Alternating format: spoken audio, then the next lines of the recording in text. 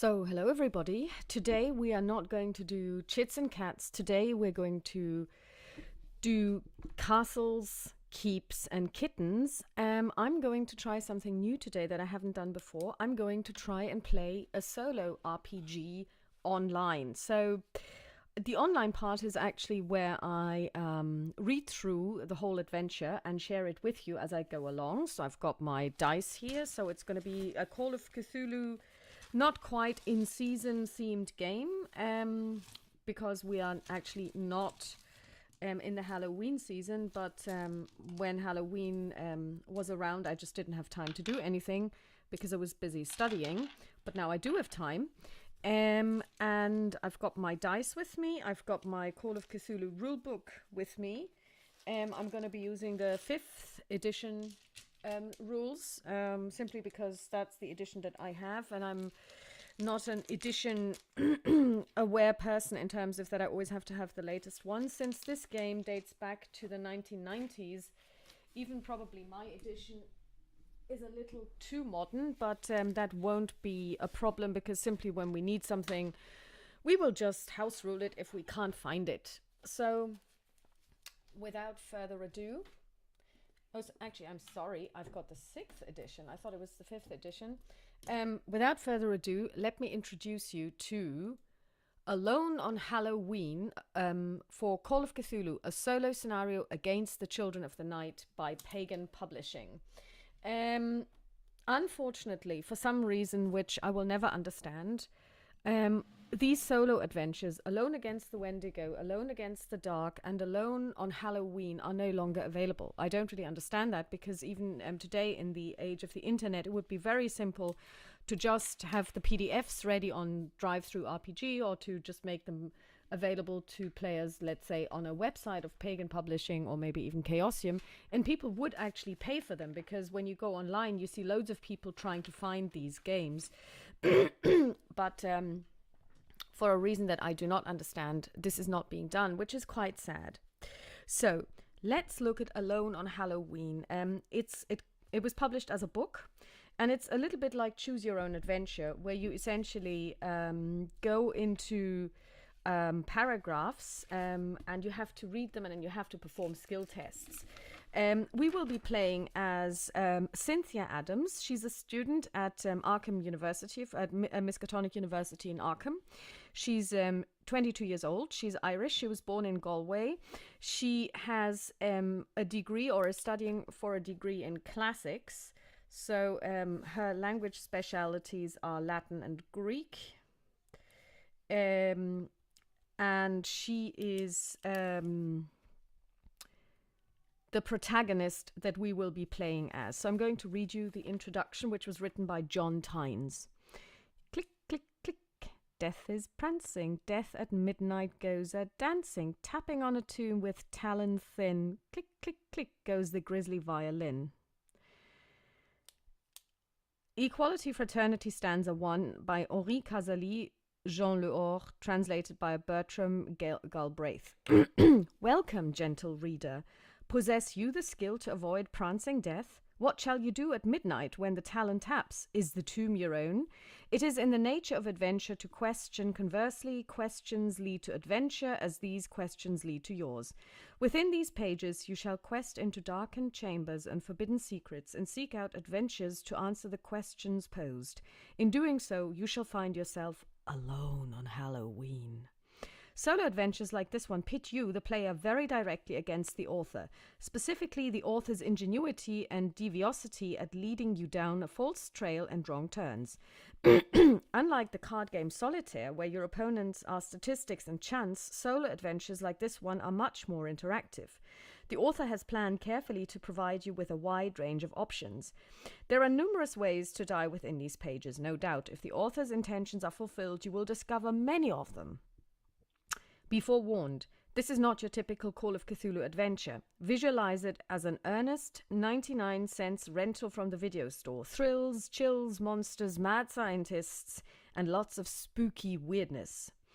Rest assured as well, however, that all is not as it seems. Disturbing and haunting dreams may well point the way to your final fright, not to be found in the rows of gaudy video horrors. If you're a keeper, you'll find that you're in for a special delight because this book was created especially for you. Go trick-or-treating through these pages and have the kind of fun normally the province of your players. When you're done, check page 60 for a special reward, the Old Dark House, an adventure toolkit for you to make of as you will. Many elements of the solo scenario can be used in the same way as well. If you're not a keeper and don't plan on running the Old Dark House, keep your eyes askance and pass the book along to another soul. Until then, play your heart out, relishing that you can go at it again and again and again, no matter how many times your character is rendered into a bloody pulp. Well, that bodes well. For both keeper and player, it must be admitted that solo scenarios allow and to some extent inherently encourage cheating, much like the solitaire card game. A good solo scenario is a good story, and your desire to see how the story unfolds may overcome your willingness to accept the cruel dictates of the dice or the happenstance chance of the tale's twists. If so, then browse onward, explore different routes, backtrack, seek all the juicy parts. Their number is legion. This adventure will well reward multiple attempts at solving the mysteries it holds. H.P. Lovecraft said that the oldest and greatest of human emotions is fear, and of that the oldest and greatest fear is fear of the unknown. In these pages await 666 entries full of the unknown, full of fear. Give them your full attention, gentle reader, and they shall reward you with a bouquet of delightful fright. One final thing.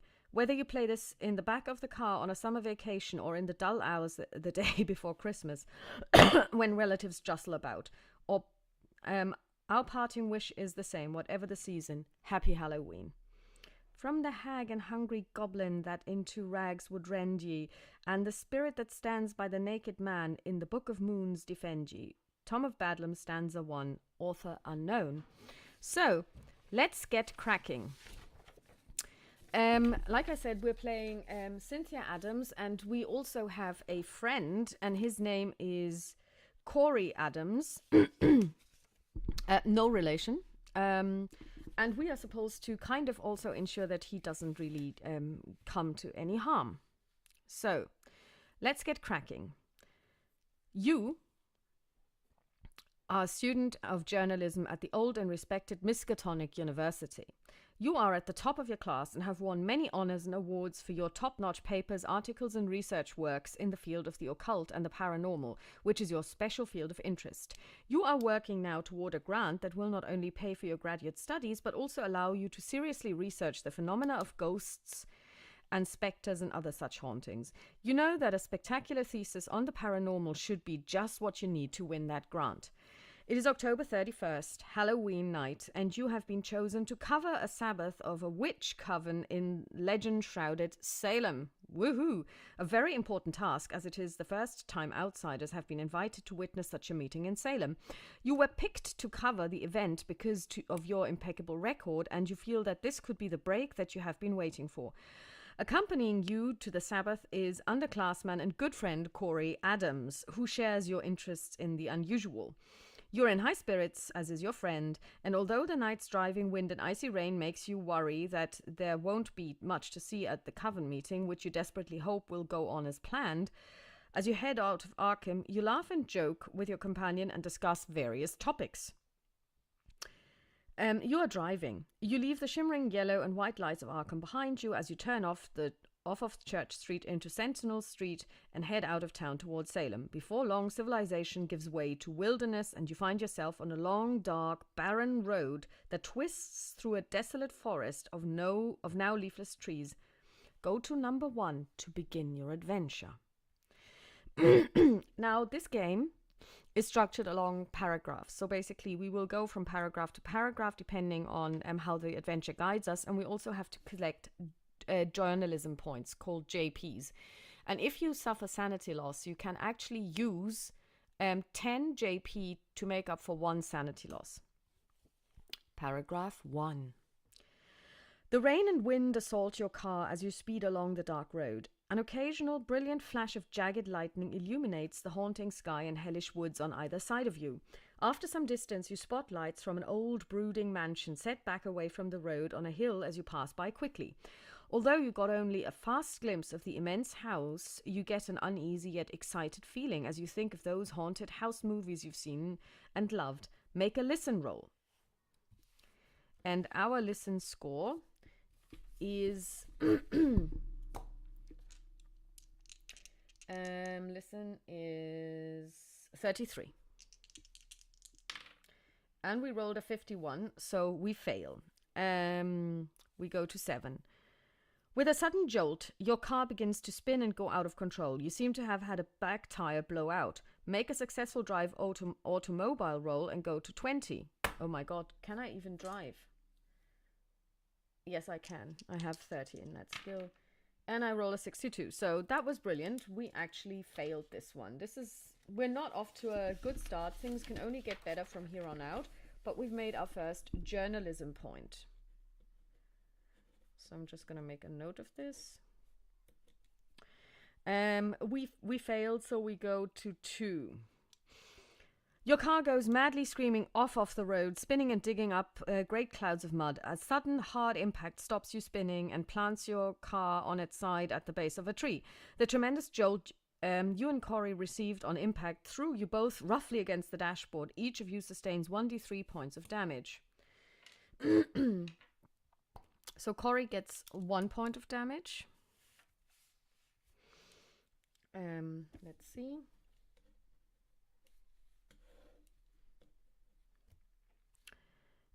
So he's now at 14, and I am, oops, I'm at 12. That's brilliant.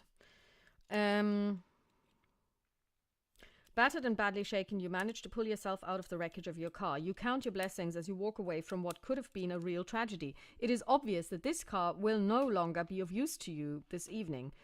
You are miles from the nearest town. If you want to wait here for help, go to 26. If you want to try to walk back to that mansion you passed, go to 41. If you want to try to walk back to town, go to 51. To check the blown out tire, go to 38.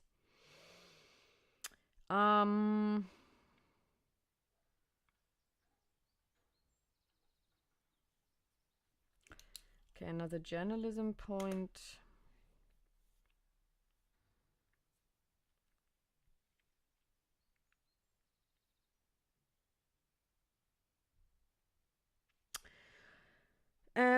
Well, I do think I want to see what happened to the tire, so I'm going to go to 38. You are examining the remains of the rear tire on the driver's side. Make a spot hidden. Okay, let's see. We're going to make a spot hidden. And I fail.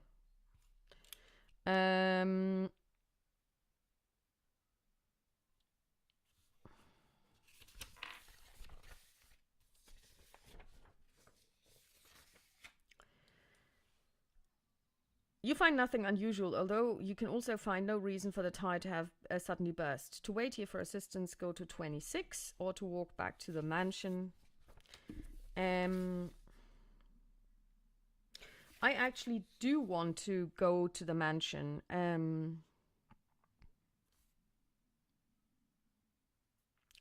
We're not going to wait for assistance.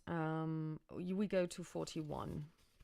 I mean, after all, this is a haunted house scenario, so where's the fun in actually sitting around and waiting around for somebody to rescue us? I mean, there's just no point. I mean, we want to have adventures, don't we? So, let's see.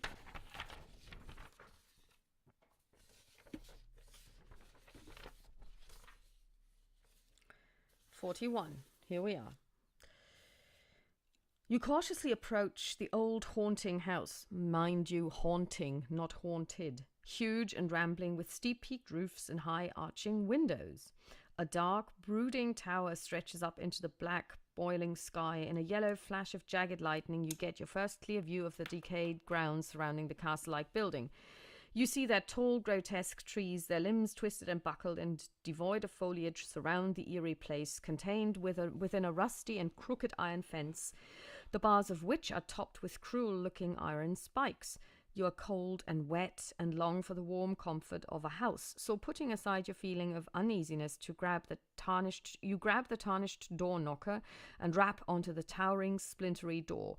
After a moment, the door creaks open loudly and a slightly hunchbacked man with long white hair and a black coat with tails peers out at you. That's in no way like the Rocky Horror Picture Show at all.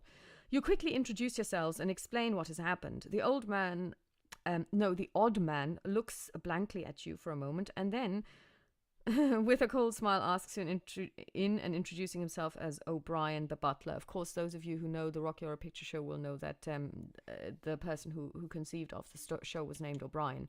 Go to 98. Maybe we're dead now already, so that would be weird. So we now have 5 journalism points.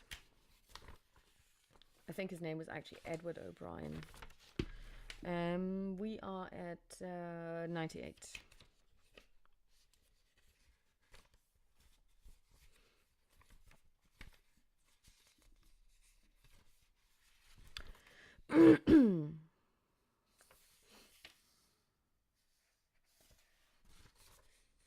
'98. You rush in behind the hunchbacked O'Brien, finding yourself in a cavernous foyer. The butler takes your coats, hanging them still dripping in a closet. As you look around the foyer, you're impressed by the many obvious antiques you see. Tall, high-backed chairs of hard wood, lumbering tables, and a large grandfather clock adorn this area. Several paintings hang dustily on the walls, and everything has a light covering of dust and cobwebs, making it seem rather like no one actually lives here. Suddenly, there's a cackle from above you. Looking up in the direction from which the sound came, you see a red-haired woman in a maid's uniform descending the creaking stairs. "Visitors?" asks the woman. "These 2 young people have had a problem with their vehicle," explains the butler. "They have come to escape the storm for a time and to see about assistance." Okay, kill me if it turns out that her name's Magenta. You notice now that both the maid and the butler speak with accents. To try to identify their accents, make a successful no roll. No. Let's see.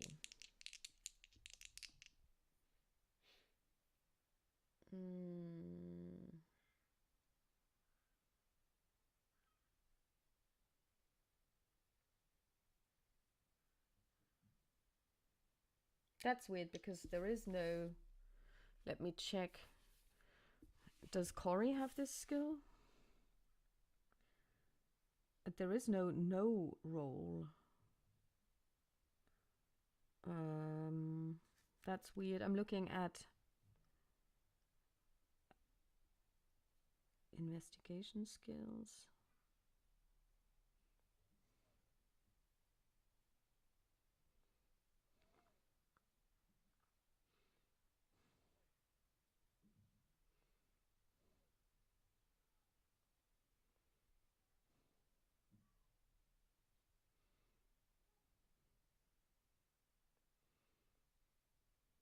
That skill just doesn't exist.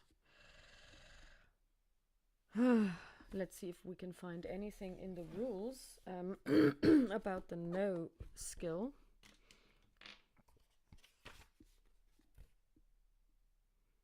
The no roll, 39.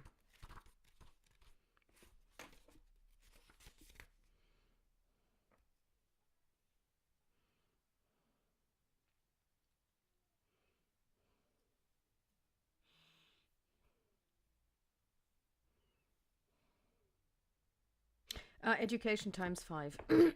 Okay. Let's see. I'm actually highly educated. So my education is... okay, 70. No, not my education, but the no roll is 70. And I roll a 92. Of course I do. I mean, these dice are cursed. We fail and go to 62, but we get 1 journalism point.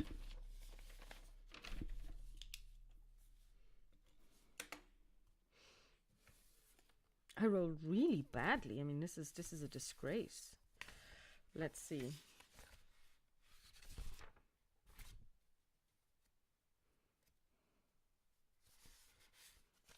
Here we are, 62. You cannot seem to exactly place their accents, but they both seem to be somewhat British. All right. I guess this is really outlandish for somebody who's American. 74. The maid struts up to you very cat-like, her dark eyes piercing right through. Sorry, did I get a knowledge point for this one? I did. Okay, it's really important to really not forget about those journalism points.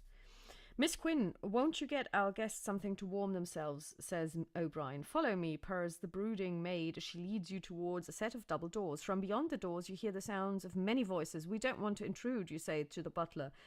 You have arrived on a very special night, he explains. Our employers are celebrating the holiday in all the splendor of old Germany, but do not concern yourselves, for the Baron and the Baroness will love to have you and would not hear of you going back out into the dreadful weather. So much for the British accent. So they're probably some kind of really weird German cult. At that, Miss Quinn throws back the double doors. Beyond is a ballroom furnished completely in very old and obviously very valuable furniture. Within the chamber are 11 people of varying races, all dressed in black. All attention seems to be centered on a very regal-looking gentleman with a monocle and the very elegant and beautiful woman at his side. O'Brien leads you into the chamber, all eyes turning to you as, still dripping from the rain, you follow behind the hunchbacked butler, somewhat embarrassed. As you enter the room, you may make one of the following skill rolls: spot hidden, listen, or history. So we're going to go with spot hidden. Or history. Do we have history? No, we don't. And we pass. Woohoo! We pass. We go to 96. Now, this is the first time we've actually passed a skill test. We get 2 journalism points, 96. Let's see. As you pass a few of the guests, you notice that they are all wearing odd amulets around their necks. To try to identify the symbols and designs of the amulets, you must make a spot hidden roll at half and then make a history or occult roll.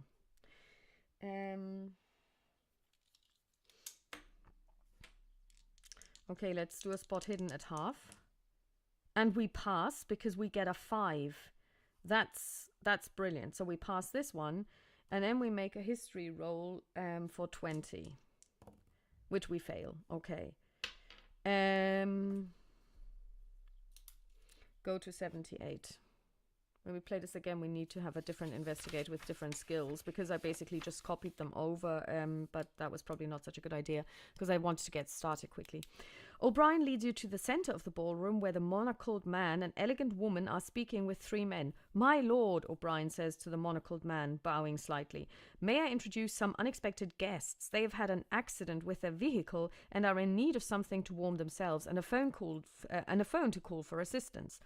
The man peers at you for a moment and then, with a cool smile, introduces himself as Baron Birlad Tekuchi von Reicht, whoever came up with that lame name. Extending a gloved hand, first to Corey and then to you, the Baron gives you a very firm handshake. With a majestic wave of his hand, the Baron introduces his wife, Baroness Diva Oradea von Reicht. She welcomes you but does not smile, remaining rather cold and somber-looking.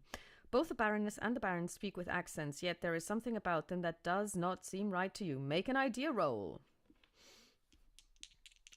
Let's see. And we pass barely. We pass. 76. 1 JP as well. They were right in saying, make sure that you keep track of your JPs. You realize that the Baron and his wife do not speak with German accents, even though they would have you think that they are from Germany. To identify their accents, make a successful no roll. And this time we are successful. 70. Suddenly it comes to you. What has been bothering you about your host's accents. They are certainly not German. They are Romanian. This you find strange, since you were under the impression that they were from Germany. Why would they lie to you? Go to 64. Well, Please feel at home. Join our celebration for the holiday, won't you? Says the Baron in a rather smooth, almost hypnotic voice. It is on holidays such as these that I long for our homeland. How I miss Mother Germany and her beautiful countryside. Ah, but no matter. This is a celebration, not a time for such musings. To inquire more about the Baron's home and how he came to be in the United States, go to 99. Let it pass and make small talk. I don't know. I think I would, I don't know. I think I would actually go for small talk because, I mean, I don't know. I mean, at this stage, on the other hand, we are curious because we've been lied to. So, this is tough. What would I do? Okay, this is a game. We're not going to do any metagaming. We're going to totally go for it. We're going to go to 99 to inquire more about why he has come to live in the United States. The Baron looks at you for a moment as you begin to dig into his past with questions of his homeland, but then smiles and answers you. The von Reicht family is one of the oldest and most respected families in all of Germany, and I am a direct descendant of nobility, as my title indicates. I, too, am a noble, at least in my country. My family is descended from the Shekelis. The blood of Attila the Hun courses through my veins. A dubious honor, indeed. Would you not agree? He laughs. The old country is most dear to me, and even the very soil of the ground is like gold to me.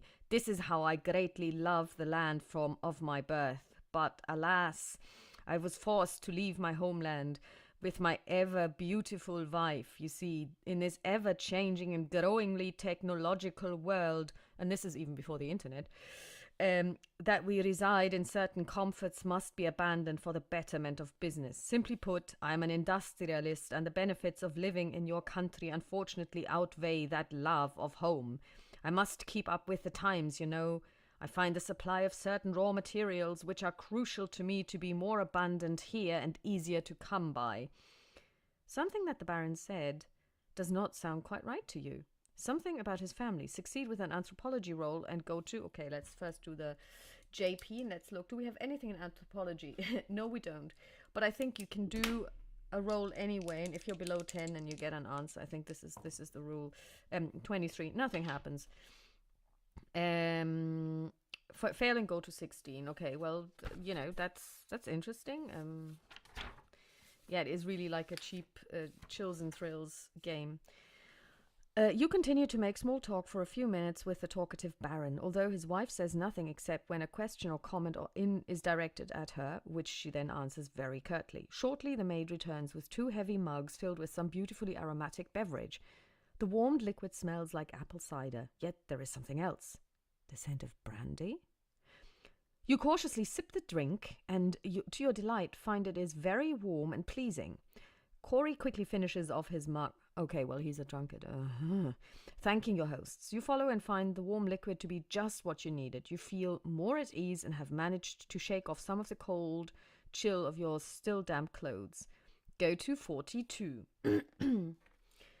Oh, which reminds me, anytime when I'm not doing any action, I can actually try and do some healing. So I'm going to use first aid now on me. And I pass critically. So I'm now fully restored. How does it actually work? First aid. Do I have to roll for how many hit points, or is it a general thing? Let's see. First aid. Just give me a moment here. 30.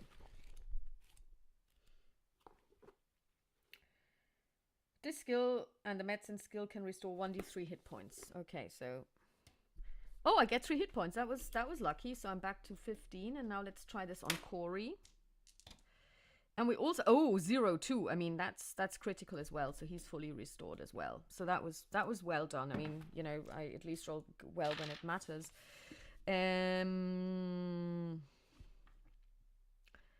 So we go to 42. Here we are. After a few moments, you notice that sounds seem to be weirdly echoing. Suddenly, you become warm and dizzy.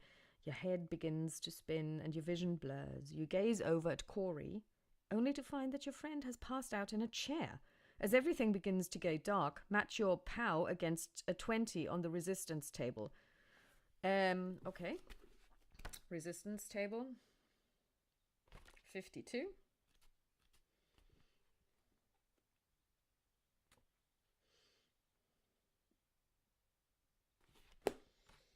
I would like to see the resistance table, please. Where in this book is the resistance table?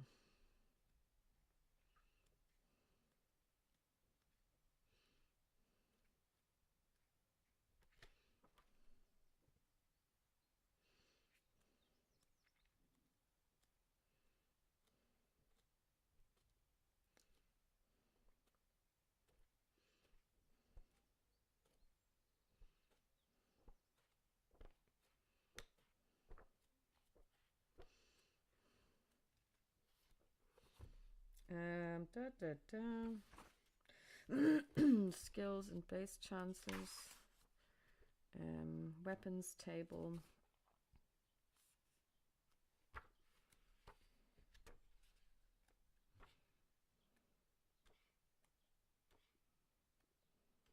Here we are. The resistance table.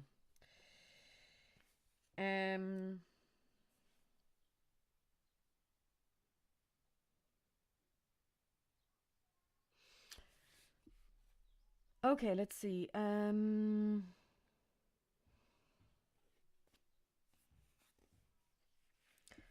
Our POW is 13.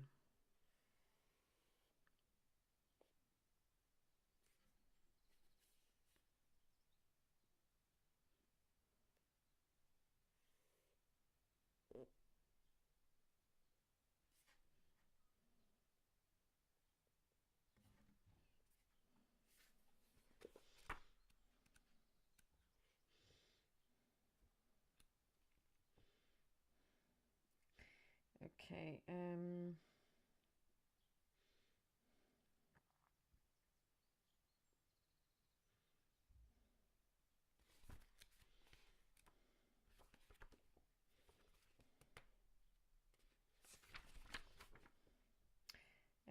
Da, da, da, da, da.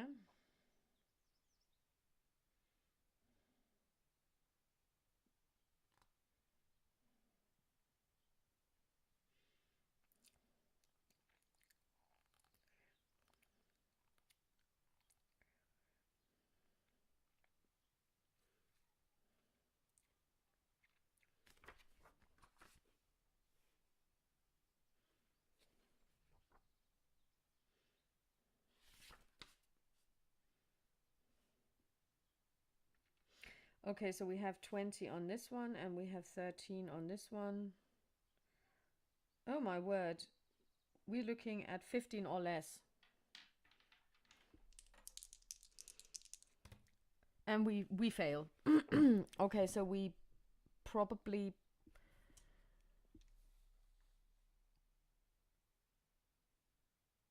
pass out as well. 79. Yeah.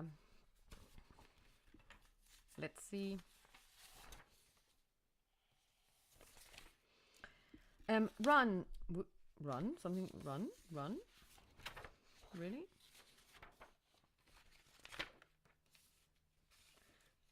I thought I had passed out, so okay, I fail.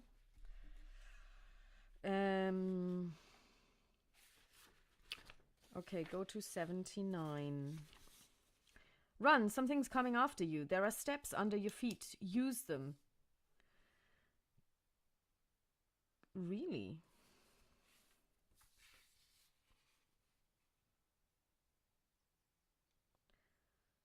This can't be right. Okay, we'll just go to 79, see what happens. It doesn't make any sense, but hey. Get lower, go down, run, or else it's going to get you. Your feet move below you. On one, then the other, and then one, and then the other. The wind is rushing by your ears. You're running down these stairs so fast. They begin to spiral around a central column, and you angle yourself into the spiral. Your head is pounding. You're still getting dizzy. And if you let up front, And if you let up from your descent, you'll stumble and fall and it's going to get you. Make a dex ×5 roll. And you had better not fail it. Okay, 40 is our magic number here. Oh, God. And we make 47, so we fail. 2 JP. We probably just broke our necks or something. 147. So let's see. You waver for one awful critical moment. Your sense of balance is shot from the run, and this moment of carelessness is all it takes. One foot goes astray. The other shoots out in front of you, and both come down awkwardly, several steps apart, just on the edge of the steps, and you slip again. You drop to one knee as you fall and feel it scrape on the stone. Pain shoots up your leg, and then you see your hands go in front of your face as you tumble down. Behind you, there is a terrific roar, like a train rushing towards you. You catch frenzied glimpses of walls, steps, your feet, your hands, and sharp pains as your head strikes a step and goes all black. Go to 215.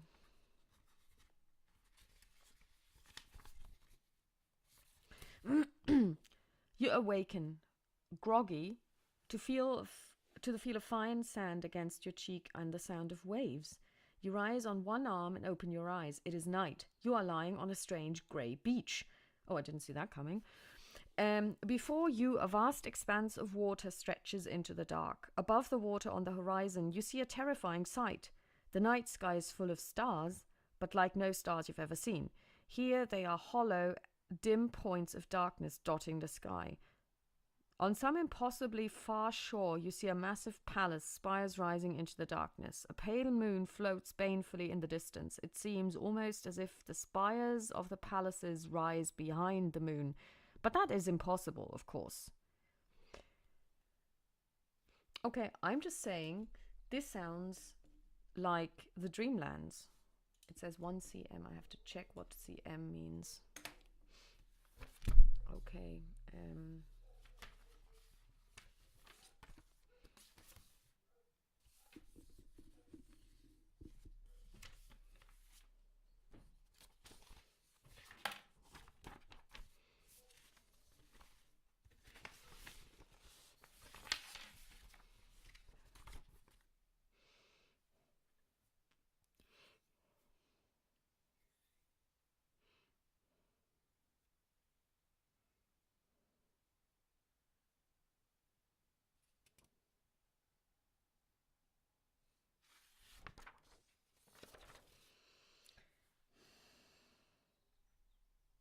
Oh, we gained a Cthulhu Mythos point. 1 cm, okay. I would actually assume we're in the Dreamlands. Well, this is not Dreamlands. This looks like the Sea of Hully.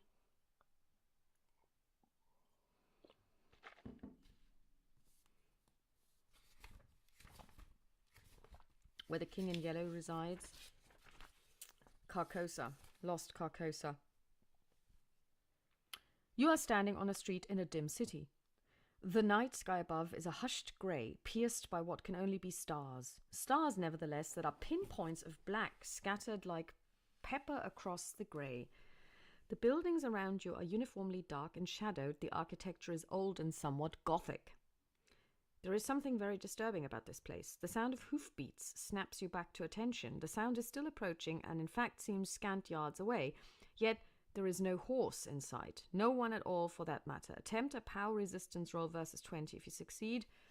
Okay, let's see. So first we have... we're now at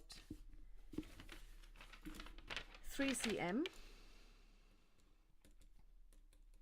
And we get 4 journalism points. 1, 2, 3, 4.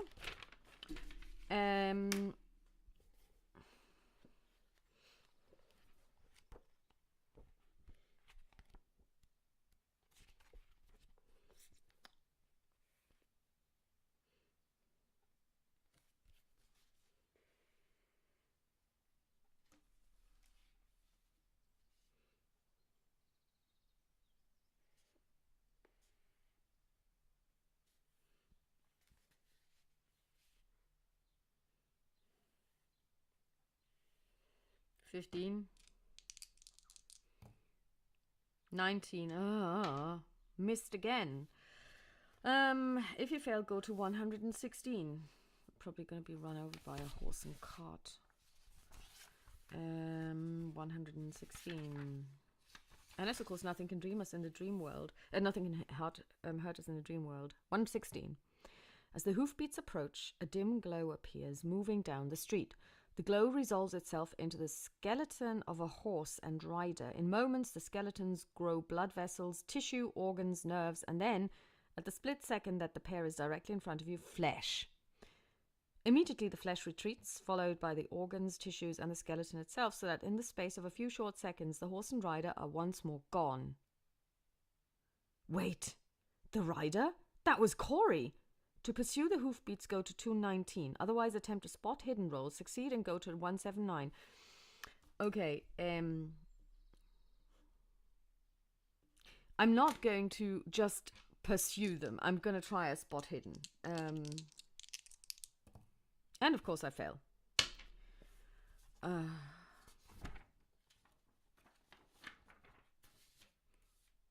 I don't know about you guys, but this is shaping up to be slightly different from what I expected it to be. But I'm not unhappy about it. 212. Something profoundly unsettles you about this place. You don't say, but you don't feel like sticking around. To head down to the street.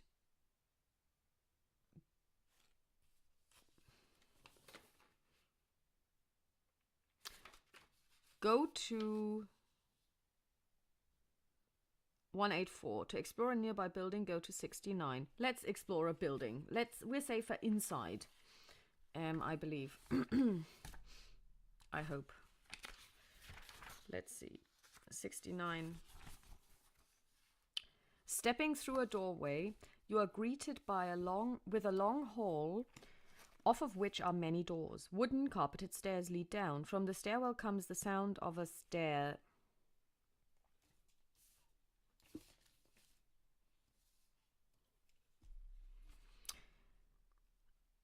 From the stairwell comes the sound of a typewriter clacking. To head downstairs, go to 197. To try a door, go to 159. We're going to follow the sounds. 197. Where somebody's typing, there is life. Maybe there is somebody there who can help us somehow. 195.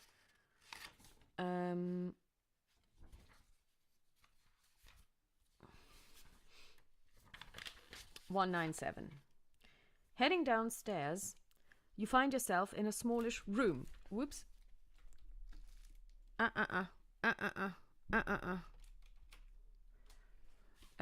Kitten on the keyboard. Heading downstairs, you find yourself in a smallish room. At a small table, a tired-looking man with thinning hair types on an old-fashioned manual typewriter. He looks up at you at your approach, but keeps on typing. Damn, you're late. Well, come on, check this copy, will you? He yanks the sheet of paper out of the typewriter and holds it out to you. The paper is solid black and brittle. Every square inch has been covered with repeated type strokes over and over until the surface is nothing but ink. It's a big story, the Fowler case, he says, sighing with evident relief. But it's almost done. I've just got a little more to write. As you scan over the illegible paper, the man wipes his brow. It's about time, though. I'm itching to get back to the big easy, you know? He yanks the paper back. Just let me finish up. He resumes typing. If you want to question the man, go to 187. To go back up the stairs, go to 159. That's weird. I'm going to ask this guy. I mean, this is strange. 1, 2, 3, 4. The man squints at you. You're not Petey. Hell, sorry about that. He stands and shakes your hand. Name's Sundstrom. Charlie Sundstrom. Glancing at his hand, you realize that his skin is covered with light indentations of type strokes without ink. I'm a newspaper man, he says, as the letters begin to flow from his flesh onto yours. To break free of him, attempt a strength resistance roll versus his strength of 10. Oh my god, my strength is 15. Okay, well, maybe.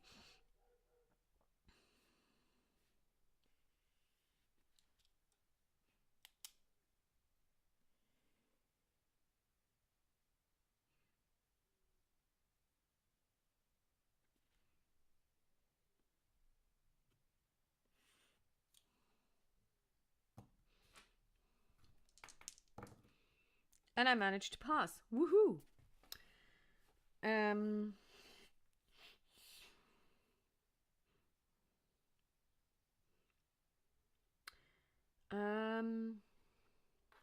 we get 3 points. 1, 2, 3. And we go to 120. Now that was an interesting interlude.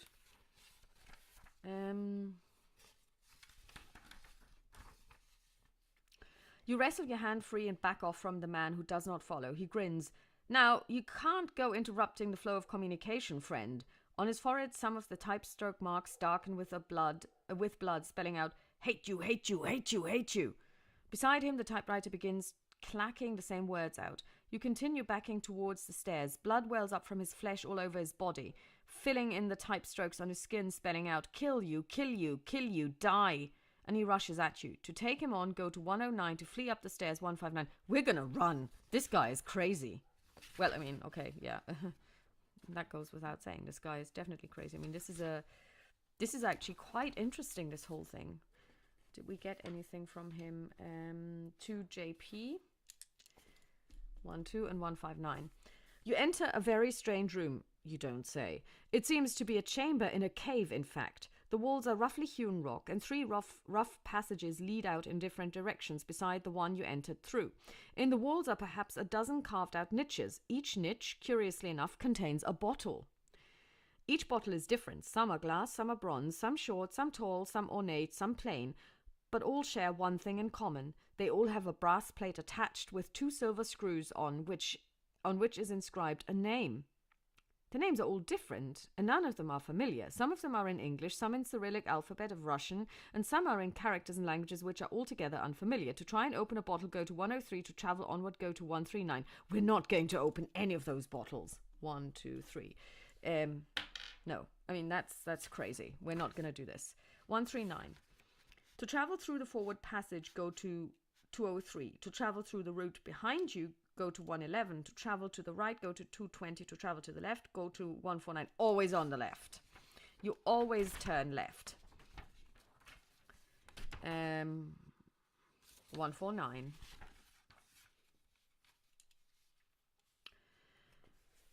You enter a chamber much like the previous one, with another set of bottles and of unknown names. A lamp lies on the floor. The lamp appears rather old, although no dust has collected in the atmosphere of this strange cavernous labyrinth. No oil is in the lamp. You may take it if you wish.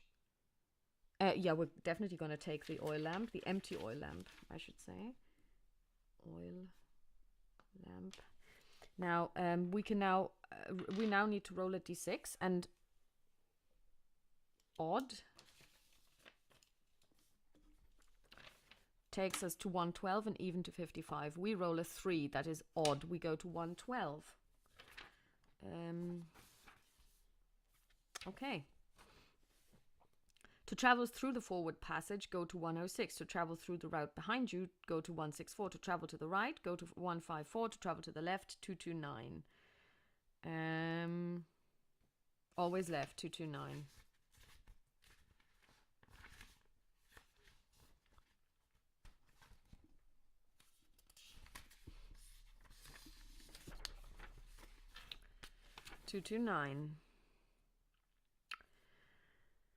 You enter a chamber much like the previous one, with another set of bottles and unknown names, save one. There's a bottle here with your name on it. Opening it, a vaguely familiar voice whispers, I will take you, body and soul. A vaporous fog pours out of the opening. Great. Why would I open that bottle when I didn't open any of the others? How stupid am I? Go to 218. You wake up, your head sore and groggy. Go to 221. Wow. You bolt up, looking around. You seem to be still in the ballroom of the manor house, but you are very much alone. A very eerie feeling slithers down your spine and you shiver. Checking your watch, you see that you have been asleep only for about an hour. Any hit point loss you have suffered in your strange dream has vanished, but sanity losses remain. We didn't lose any sanity. Now, when I look at this is already 50 minutes, and I think this is as good a time as any to stop. So I'm going to make a note that we're at 221. And I'm going to continue later with this. But I hope you're enjoying this. I'm definitely enjoying myself, and certainly this dream sequence was very different from what I had expected to happen in this game, and I'm very pleased actually how this is going, and I hope that you are also kind of enjoying yourselves a bit, and if you are, then I invite you all to join me again later, and I wish you all a pleasant day and talk to you soon. Bye bye.